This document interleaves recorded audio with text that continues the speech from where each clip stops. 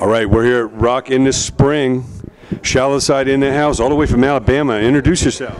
What's up? I'm Cody. I play bass. What's up? I'm Seth. I play guitar and keyboard. Now, give us a little idea, kind of, how you guys got involved in music. I know everybody has their heroes and inspirations and influences and all that. Individually, kind of who did it for you and what was your path to really want to do this? I think I kind of fell into it by accident.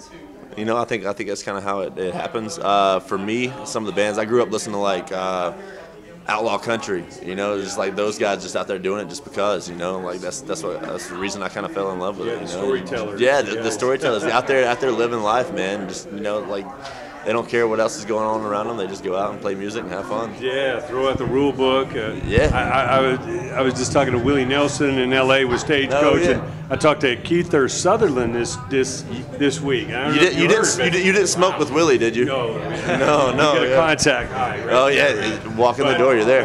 Keither's got this whole album out, and he's influenced by the storytellers. That's what he's all about. Dude, you got to tell a story, man. You got to move them either physically or mentally. You got to move them. And how about you? Who were some of your inspirations? Honestly, a lot of it. I went to a lot of local shows when I was younger. Like they used to have them all around our town. What was the first arena show you saw that just blew your head off? Honestly, I haven't gotten to just go to a whole lot of big shows because we're on tour all the time. But what was the most impressionable show you saw coming up? Honestly, 30 Seconds to Mars was really good. Okay. Oh yeah.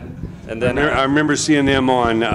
This is one of the last times Lollapalooza actually toured, and the curtain was drawn, and they had this stage in the middle of a field, so there was only like random people walking by, and the curtain opened, and Jared Leto treated that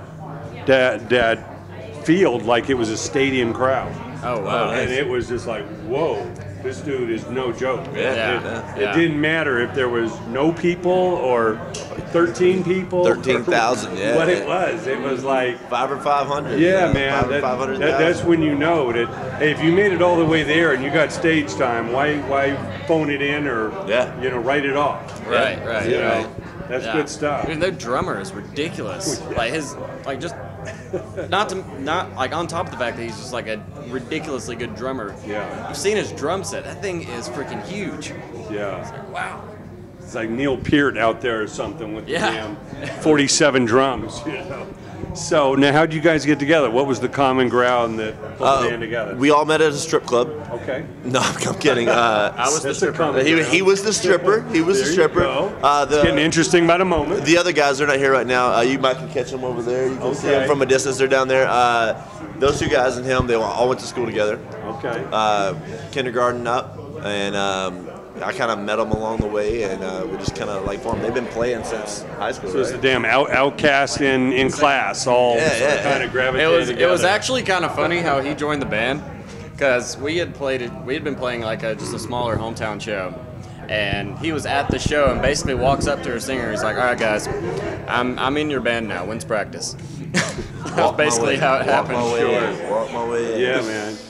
I mean, you gotta fake it till you make it, Now, as far as writing the songs, what's the process like? How do these things get made? A lot of times, me and Seth will come up with guitar riffs, stuff like that. Eric, our singer, he will a lot of times write all the lyrics and stuff like that. We'll kind of we'll form it out of a riff and then kind of see if it works lyrically. If it's something that we can work with, and then we form from the riff into a chorus, into a verse, into a whole song. It just kind of forms like that together. So we'll bring separate ideas to the table and just roll with it. Just roll with it. So kind of bringing the raw ideas, kind of hammering it into something that everybody's clicking, and and it happens quick. Sauce on top. It happens quick. Yeah, it's a really quick process. That's beautiful. And as far as taking this stuff on the road, I'm sure growing up together, you got some natural chemistry, playing and traveling together. But how do you guys kind of step it up as far as continuing to take it to the next level? I mean, we're always working to get better at everything we do. I'm always playing guitar, practicing new riffs. We've actually got our own little mobile studio set up. We've got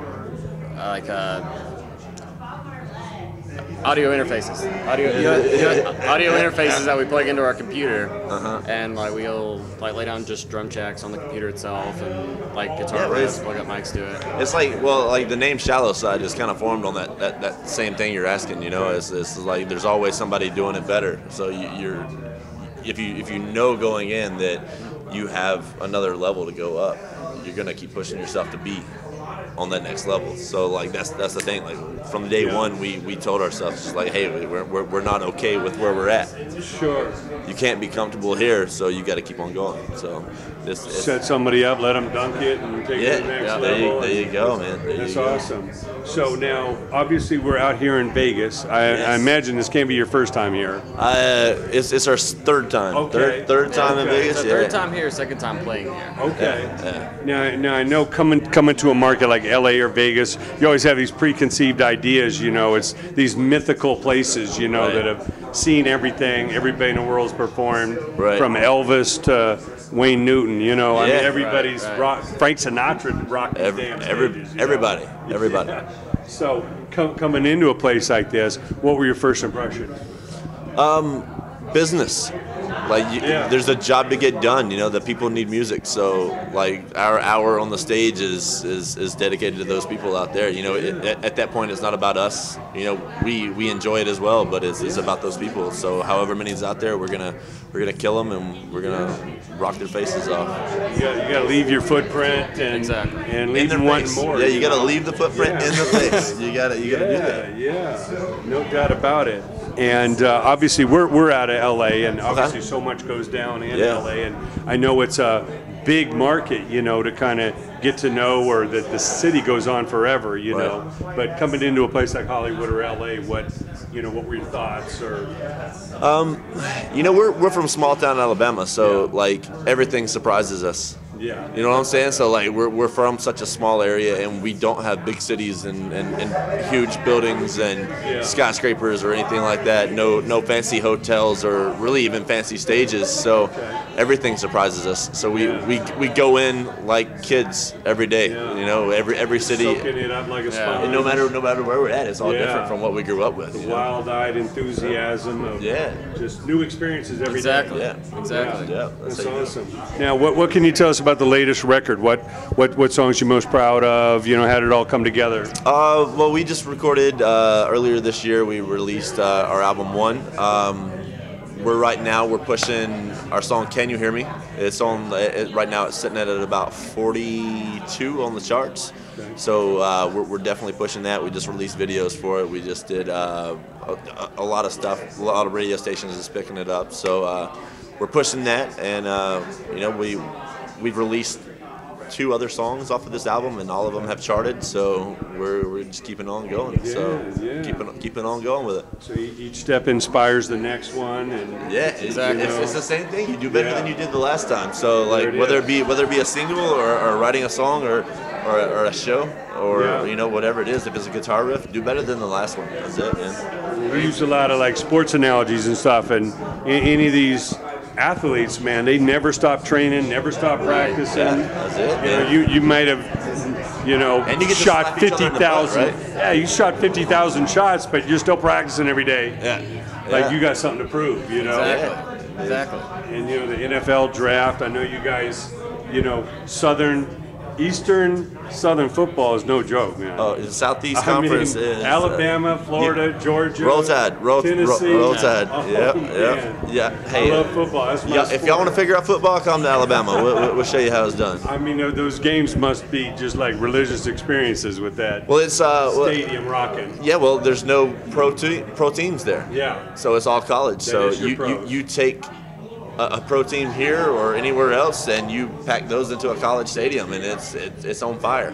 You know, it's the age. Well, there's something about that school spirit too. Yeah, I mean, LA just got, you know, the Chargers and the Rams back, but you know, for a while, I go to the USC games, and it's like a pro team because there's, you know, they're playing the best teams out there, and you know, I know you guys kicked our ass. As long as they're playing Alabama, they're playing the best teams, you know? No doubt, man. That's great stuff. But what advice do you have to young players, people coming up, that sometimes they kind of see this as like one big party, it's easy, it's you know, it's all money and fame. I mean, how do you school them to get them on the right track, mind state wise?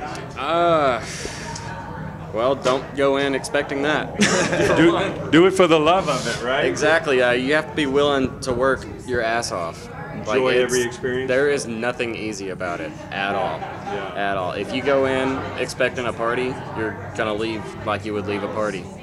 Like just not really good at all. You make it seem like it's bad, though. You make it seem like it's not all bad. It's not all work. It's not all work. But you got to love the little stuff. Like I say, performing to 3 people, or you know, you got to be willing to. I worked with U2 in the early days. Their first show in Orange County was for 12 people, and when I tell you they played like a stadium show, like Jared Leto, that's how they got to the stadiums. You know, I mean, they didn't get there by somebody buying their way there. You know? Yeah, dude, that's something to prove. That's it, man. You got to go in. You got to learn. You got to learn every day. Like you'll see us. We'll sit out there and we'll watch the bands. We'll watch everything else just to learn something. You know, there's something you can learn. So keep going with it. Keep going.